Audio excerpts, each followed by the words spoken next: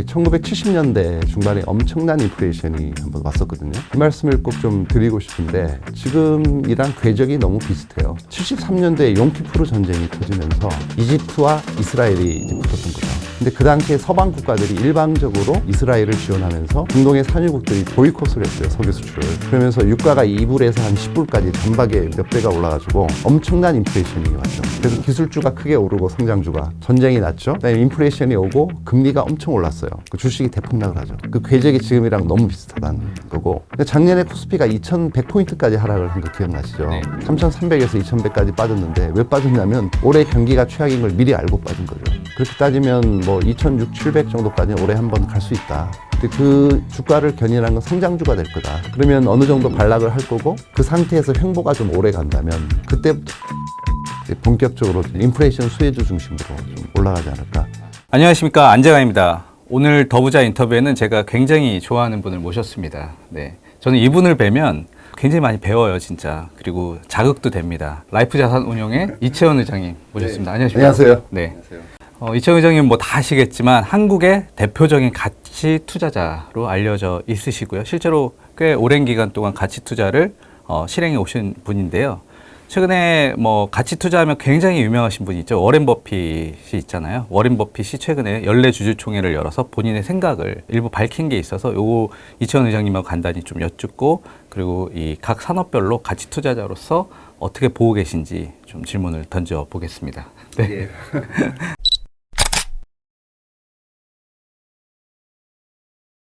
네, 우선 그 워렌 버핏이 연례 주주총회 온 거 혹시 보셨죠? 예, 맞습니다. 네. 예, 여기서 여러 가지 말들을 많이 했는데 버핏 회장께서 이런 말씀하셨어요. 그러니까 가치 투자자 입장에서 봤을 때 최근에 이제 뭐랄까 돈 벌기가 너무 어려운 시대가 됐다. 그러니까 기업의 어닝 쇼크가 좀 우려된다. 이런 뉘앙스로 말씀을 하셨는데 우리가 좀 어떻게 봐야 될지 좀 궁금해요. 그러니까 이제 기업들이 지금 실적을 내놓고 있고 또 실적이 생각보다 좋다 이런 기사들도 많이 나오고 그랬거든요. 그렇죠. 네, 그래서 지금 기업 실적 그리고 투자하는 시기에 대해서 어떻게 보고 계신지. 돈을 벌기 어려운게 된 건 오래된 것 같아요. 거의 한 50년 전부터 이제 어려워진 것 같고, 70년대 이제 중반 정도부터 이제 소위 담배꽁초식 투자가 어려워졌고, 벤저민 그레엄이라고 이제 가치 투자를 창시하신 분이 계시잖아요. 워렌 버핏의 스승이 되시고. 그분이 투자하던 시절에는 예를 들면 내재 가치가 뭐 2만 원인데 뭐 5천 원, 만 원에 거래되는 주식이 많아서 아주 심플하게 뭐 청산만 해도 그 가격이 나오는 주식이 많았어요. 그러니까 예를 들면 뭐 현금이라든지 토지가 그렇죠. 뭐 1000억을 갖고 있는데 시가총액은 뭐 200억밖에 안 되고, 그렇죠. 이런 회사들이 많았다는 거잖아요. 그래서 쉽게 돈을 벌었다는 거죠, 말하자면. 근데 그 시절이 끝나버렸어요. 이미 70년대 중반, 80년대 정도 와서. 그래서 버핏이 이제 찰리 먼거를 만나면서 이제 도입하는 게 이제 프랜차이즈 밸류라는 개념을 도입하면서, 그러니까 이게 좀 어려운 개념인데 사전에서 보면 이제 뭐 독점 판매권 뭐 이렇게 나오는데 이제 가맹점 이런 의미도 있죠. 근데 프랜차이즈 밸류라고 하는 거는 이제 브랜드 밸류랑도 좀 달라요. 어떻게 보면 진입장벽이라든지 혜자 이런 개념이고, 경쟁 우위 뭐 이런 것들이 좀 복합적으로 이제 작용이 된 이제 단어인데, 그거를 보면은 예를 들면 정부가 보장한 사업이 있을 거고, 그래서 전력, 가스 뭐 이런 뭐 수도라든지 이런 게 있을 거고, 그다음에 지리적 이점 같은 거. 예를 들면 뭐 롯데월드 안에서 파는 뭐 팝콘이나 햄버거는 독점이잖아요. 그리고 뭐 CGV에서 파는 뭐 팝콘이나 콜라도 독점이죠. 이제 그런 것들, 또 이제 뭐 시멘트 업체들 어떤 지리적 이점 같은 거. 시멘트 같은 경우는 사실은 이제 석회석 광산을 바로 깎아가지고 바로 거기서 이제 시멘트를 만들어서 이제 공급을 하기 때문에 거리가 멀면 안 돼요. 그래서 연안에 있는 거는 이제 뭐 바닷가로 못 나가고, 뭐 수도권에 있는 업체들은 수출이 안 돼요. 수출이 되는 거 이제 쌍용 시멘트만 또 수출이 되고, 반면에 쌍용 시멘트는 또 서울로 못 오죠. 운반비가 더 비싸고, 예를 들면 무거우니까. 근데 그런 것들이 있고, 마지막으로 이제 가장 이제 강력한 거는 소비자의 기호와 규모의 경제가 결합한 형태의 프랜차이즈죠. 그러니까 코카콜라 같은 거죠. 정말 맛있고 그다음에 싸게 공급할 수 있는 거. 이번 주총회에도 두 분이 계속 코카콜라를 마시는 장면이 인상 깊었습니다. 맞습니다, 맞습니다. 뭐 말보로 담배라든지, 뭐 우리나라에는 뭐 신라면, 뭐 초코파이라든지 뭐 이런 것들이 뭐 예가 될 수 있는 거고요. 그래서 한 단계 변한 거죠, 그때 이미. 더 이상 단순히 싼 게 없어가지고. 그거를 도입하면서 이제 내재 가치를 계산하는 거를 이제 미래 가치를 보고 디스카운티드 캐시플로우 기법을 씁니다, 워런 버핏은. DCF. 예, DCF 기급인데요. 네. 미래의 현금 흐름을 현가로 할인하는 방식인데 네. 이게 이런 거예요. 어떤 기업이 갖고 있는 비즈니스 모델이나 제품의 수명이 있잖아요. 그 수명이 닿을 때까지 기업이 벌어들일 모든 수익을 현재 가치로 할인을 하게 되는 건데 계산하기가 어렵습니다. 그렇죠. 네. 어떻게 벌지를 모를 뿐더러 어떻게 뭐 할인해야 미래의 될지. 성장률, 미래의 원자재 가격, 미래의 이자율 이걸 다 알아야 되거든요. 네. 그래서 이걸 할 수 있는 사람은 저는 오렌 버핏이 유일하기 때문에 이 방식은 뭐 채택하기 어렵다라고 보고 있고요. 저는 뭐 다른 방식을 쓰고 있긴 한데 그래서 지금 버핏이 말씀하시는 거는 지금 현 상황에 대해서 뭐 거론했지만 그것보다는 이 시대가 벌써 이제 정보의 비대칭성 뭐 이런 것 때문에 다 알고 있잖아요. 모든 정보를 인터넷 때문에 실적이 얼마나 할지도 다 알고 있고 예상도 할 수 있고 그래서 주식이 저평가되기가 힘들어요. 지금 세상은. 네. 그래서 돈을 벌기가 너무 어려운 시기고 네. 그렇다고 뭐 실적이 엄청 좋은 기업도 많지는 않고 네. 좋은 기업이 있어도 주가가 올라 있을 거예요. 이미 다 올라 있죠. 네. 그 관점에서 이제 말씀을 이제 하신 것 같아요. 네. 하지만 저는 뭐 언제든지 이제 기회가 있다고 보고 왜냐하면 인간의 이게 본성이 존재하는 이상은 네. 이게 욕망과 두려움 이 두 가지가 존재하는 이상 기회는 항상 있습니다. 음. 너무나 두려워서 뭐 낮은 가격에 말도 안 되는 가격에 주식을 팔기도 하고 너무나 욕심이 나가지고 말도 안 되게 비싼 가격에 주식을 사기도 하고 그런 거를 이겨내고 역이용할 수만 있다면 항상 가치 투자의 기회는 이제 존재한다고 보고 있어요. 그러니까 버핏 회장이 이번 주총에서도 지난 58년간 바보 같은 짓을 하는 사람은 굉장히 늘었다. 예. 예, 투자 기회는 바로 이때 온다. 그렇죠. 이런 말씀하셨고 또 예. 찰리 망거 부회장은 경쟁이 심해져서 방금 의장님께서 말씀하신 취지인데 투자 기회가 줄었다. 가치 투자로 예전만큼 돈을 벌 수 없다는데 익숙해져야 된다. 이렇게 말씀을 하셨어요. 그러니까 이제 가치 투자로 점점 돈 벌기 어려운 세상이다. 이거를 네. 말씀하신 것 같아요. 그 모든 투자가 마찬가지고요. 네. 모멘텀 투자라고 쉽진 않잖아요. 네, 네. 예, 그래서 가치 투자만 어려운 게 아니고 모든 투자가 어렵다. 이제 돈을 쉽게 버는 시대는 이제 끝났고 이제 정말 노력하고 연구하지 않으면 이제 돈을 벌 수 없는 시대가 왔다라고 생각합니다. 네.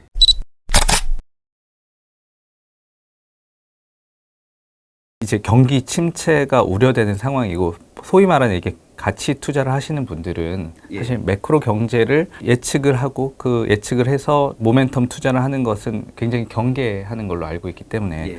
경기 침체에 뭐 올지 말지 이런 거를 저희가 논하기보다는 의장님께서 이제 또 라이프 자산 운용을 운영하고 계시니까 예. 예, 보시기에 지금 사기 적정한 주식들 이 주가는 너무 매력적이고 기업 가치도 괜찮은데 예. 뭐 이런 회사들이 많이 있으면 그게 그러니까 소위 말하는 그 저평가된 주식 그렇죠. 시장인 것이고 예. 이거 너무 비싼데 이러면 이제 고평가된 시장이라고 볼 수 있는데요. 예. 올 들어 이제 경기 침체 우려는 계속 있었고, 근데 코스피 지수는 11%, 뭐 나스닥 지수는 18% 올랐으니까요. 주가는 반대로 반등하고 있고, 그래서 의장님 어떻게 보세요? 지금 실제로 이렇게 종목을 서치하다 보면 매력적인 예. 주식들이 아직도 많이 있습니까? 아니면 조금 요거 좀 손이 안 간다 이런 게 더 크니까? 제가 한 35년 정도 된 것 같은데 이 업에 종사한 지 항상 있었어요. 매일매일 저평가된 종목은. 네. 근데 항상 무슨 이유 때문에 이렇게 소외돼 있는 거죠. 항상 저평가돼 있고 이제 사이클이라는 게 있으니까 이제 그로스 사이클이 있고 밸류 사이클이 있었는데 그로스 사이클일 때는 이제 아무리 좋은 가치주도 못 올라가는 거고 밸류 사이클일 때는 정말 하이테크 성장주는 또 못 올라요. 근데 그런 것 때문에 항상 저평가된 종목은 존재하는데 네. 문제는 이제 언제 오를지 알 수가 없다는 게 문제거든요. 그래서 어느 정도 사이클도 좀 봐야 된다 이런 생각을 가지고 있고 지금도 매력적인 종목은 많이 있는 것 같아요. 그래서 지금도 뭐 항상 매일매일이 전 기회라고 생각을 하고 있어요. 지금 사이클 자체가 잠깐 이제 사이클을 말씀드리면 과거에 보면은 뭐 2000년부터 2013년까지 이제 밸류 사이클이 왔었고 그 기간 동안 제가 운영하는 펀드의 수익률이 뭐 한 1400% 이제 누적 수익이 날 정도로 가치 투자자에 있어서는 가장 행복한 시기가 이제 그 시기였고 근데 그 다음에 이제 문제는 2014년부터 한 7, 8년 동안 이제 그로스 사이클이 강하게 왔어요. 성장주의 시대였죠. 성장주의 시대였죠. 그 배경은 저금리 디플레이션인 거거든요. 그러니까 금리가 계속 떨어지고 물가가 떨어지니까 뭔가 후발 주자가 사업하기에 유리해요. 뭐 부지 선정을 하더라도 뭐 계속 땅값도 못 올라가고 있고 조달금리가 낮으니까 쉽게 사업을 시작하죠. 네, 그냥 돈 빌려서 투자하면 되니까요. 그렇죠. IPO도 잘 되고 네. 그러다 보니까 예를 들면 쿠팡이 물리기지를 지을 때도 기존의 이마트나 뭐 신세계 같은 업체보다 더 쉽게 자금을 조달해서 네. 나스닥에서 뭐 15조 정도 자금을 조달했잖아요. 더 효율적인 설비로 좋은 곳에 이제 부지 선정을 하다 보니까 유리했는데 그 시대가 이제 끝났다는 거죠. 이제는 환경이 180도 바뀌었잖아요. 고금리 인플레이션이에요. 네. 이제는 뭔가 새로 사업을 시작하기가 너무 힘들어요.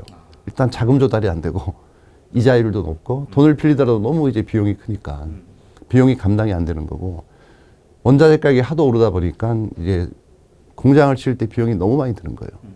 예를 들면 3년 전에 대양제지라는 기업이 이제 불이 났어요. 네. 골판지를 제조하는 업체인데 그 공장이 전소가 돼서 네. 그러니까 작년 2월에 공시를 합니다. 작년 2월에. 네. 작년 2월에 공시를 하는데 보험료가 한 1,400억 정도 나온 것 같아요. 아, 네.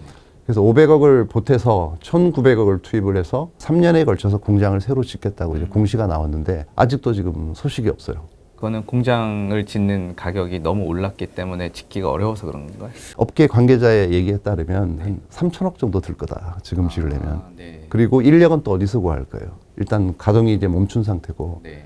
이 회사는 지금 일단 이제 거래가 정지된 상태인 것 같고요. 영위하는 사업이 없으니까 그래서 아마 계열사에서 아마 설비를 일부를 이제 받아서 이게 가동을 하고 있는 것 같은데 그 정도로 지금 이게 물가가 너무 올라가지고 이제는 뭔가 새로 하기가 어려워요. 그래서 지금은 현금을 많이 들고 있고 좋은 부지, 좋은 공장, 좋은 설비, 좋은 인력을 갖고 있는 기존의 이제 선발주자들의 시대가 왔다. 이 선발주자라는 게 우리가 잘 아는 좀 우량 가치주지 않습니까? 그래서 환경이 지금 바뀌었기 때문에 네. 지금 사이클 자체는 좀 일로 가고 있어서 오히려 좋은 기회라고 생각합니다.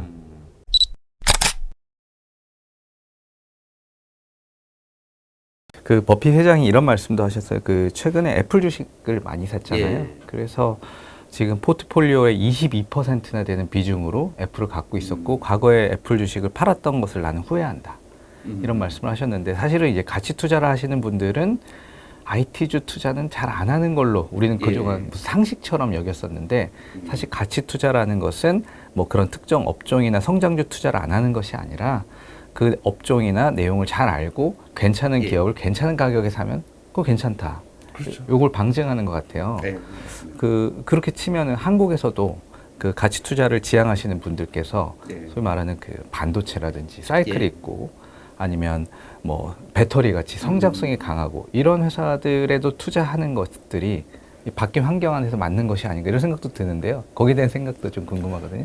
그렇죠. 종목은 상관없습니다. 가치 투자의 대상은 그게 IT가 됐든 바이오가 됐든 전혀 상관이 없고 네. 문제는 이제 본인이 그 기업을 얼마나 잘 알고 있느냐가 문제거든요.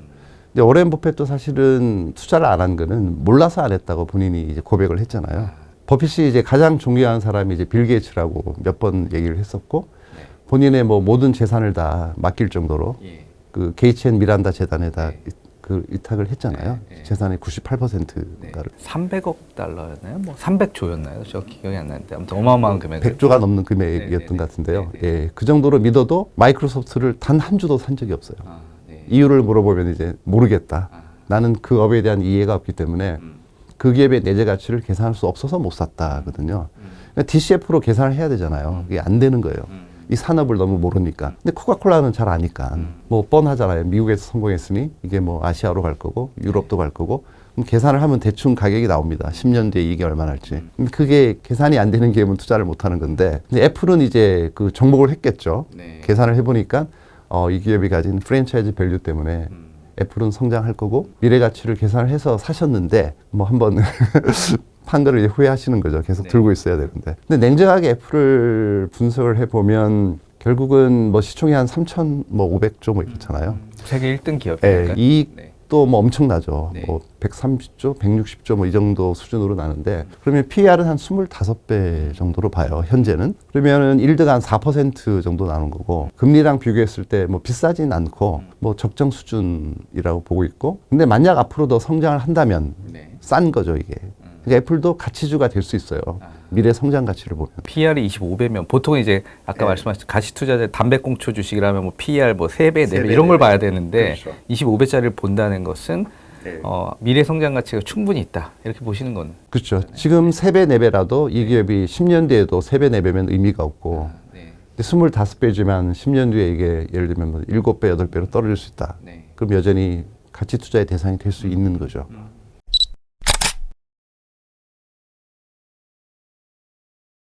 TSMC 같은 경우도 뭐 사고팔 그건 좀 의미가 좀 있더라고요. 그러니까 이제 대만과 중국의 이제 분쟁, 지정학적 리스크에 대해서 좀 밝히시기도 했어요. 그렇죠. 이런 건 처음 봤어요. 저희가 아마 50년 동안 버핏이 주식을 사서 6개월 만에 판 거는 처음인 것 같거든요. 그래서 또 굉장한 화제가 됐었죠. 네, 그렇습니다. 그만큼 이제 지정학적 리스크를 감안을 한 것 같고, 근데 개별 기업에 대한 리스크는 크잖아요. 특정 국가에 소속이 돼 있고 특정 업종이기 때문에 그래서 아마 좀 리스크 해지 차원에서 좀 일본의 종합 상사를 많이 산 게 아닌가 그런 생각을 해요. 이번에 또 종합상사들 실적이 발표가 됐는데 굉장히 좋게 나와서 예. 또 역시 버핏이구나 이런 생각도 들긴 했습니다. 그렇죠. 일본의 종합 상사라고 하는 건 거의 원자재 기업으로 봐야 되고 네. 많은 유전을 직접 소유를 하고 있어요. 그래서 만약 무슨 일이 벌어지면 오히려 지금 상황보다 더 좋은 혜택을 받을 수 있죠. 예. 한국의 그 상사 기업들 과거에 뭐 삼성물산이라든지 뭐 몇 개 있었는데 LG 상사 지금 LG 상사는 없죠. 예. 근대 종합 상사. 네, 다 있었는데 그 회사들은 사실 지금 좀 이제 의미가 퇴색됐어요. 이제 포스코 같은 경우도 이제 거의 뭐 가스 회사라고 해야 되나요? 가스 채굴 회사가 됐고, 네. 조금 의미는 다르긴 한데 삼성물산은 뭐 이제 건설사로 봐야 될지 뭘로 봐야 될지. 물산은 뭐지 지주회사로 좀 봐야 되는. 그렇게 봐야 될 것 예. 같아요. 네, 그래서 한국에 대입하면 좀 맞지는 않긴 한데 그 워렌 버핏이 그렇게 일본 지역 투자를 한다는 거를 보면서 혹시 의장님께서는 어떤 의미가 있다고 생각하셨는지 궁금합니다. 결국 그냥 인플레이션을 생각한 게 아닌가. 과거에도 보면은 1970년대 중반에 엄청난 인플레이션이 한번 왔었거든요. 이 말씀을 꼭 좀 드리고 싶은데 지금이랑 궤적이 너무 비슷해요. 너무너무 비슷해요. 근데 1년, 2년도에 그 니프티 피프티라 그래가지고 네. 멋진 50 종목입니다. 맞아요. 네. 그래서 그 당시에 시대를 풍미하던 그 기술주들, 폴라로이드, 뭐 제록스, 아마 지금 시청자분들은 잘 모르실 수 있는데 감이 잘 안 오시겠죠. 근데 지금 그 당시에 그 종목들은 오늘날의 이제 구글, 맞아요. 애플, 네. 뭐 넷플릭스 이런 종목이에요. 모토로라, 제록스, 폴라로이드니까요. 근데 그런 기업들이 주가가 크게 올랐다가 73년도에 용키푸르 전쟁이 터지면서 이집트와 이스라엘이 이제 붙었던 거죠.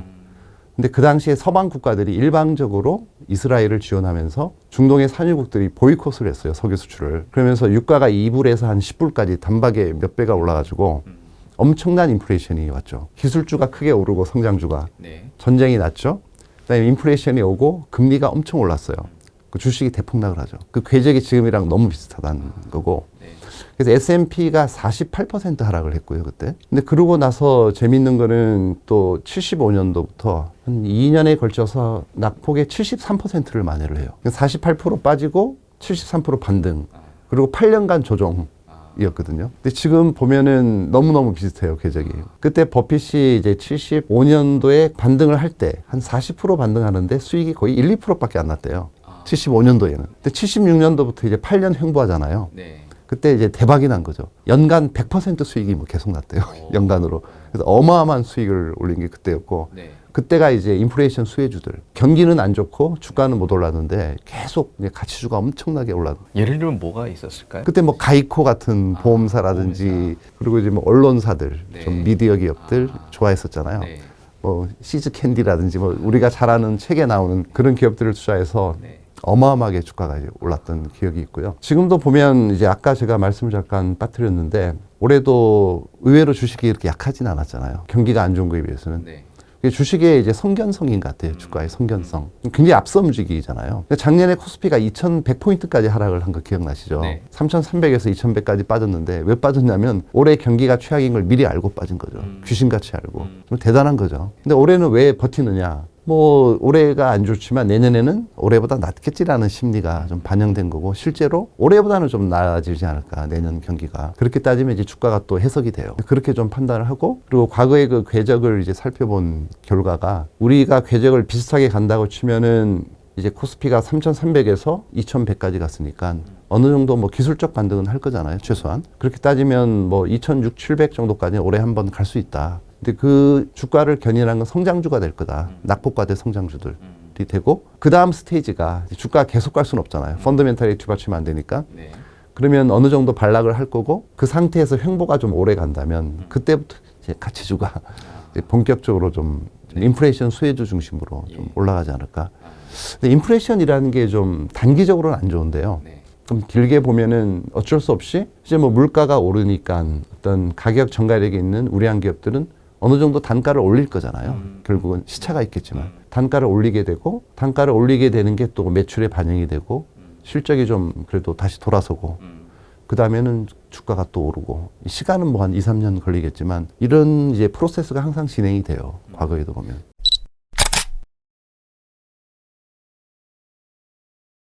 그러면 워렌 버핏이 70년대 때 그 투자를 해서 많이 수익을 봤던 종목들을 한국 지금 상황에 대입해 보자면, 그러니까 인플레이션 수혜주라고 해야 되나요? 그 가격을 전가를 해서 수익을 많이 낼 수 있는 산업군 종목은 어떤 것이 있습니까? 일단은 소비재는 좀 시간이 더 걸릴 것 같고요. 그다음에 이제 물가 부담 때문에 정부의 통제도 있을 거고 또 너무 이제 가격을 이렇게 우리가 흔히 많이 먹는 음식 같은 거는 올리기가 쉽지가 않잖아요.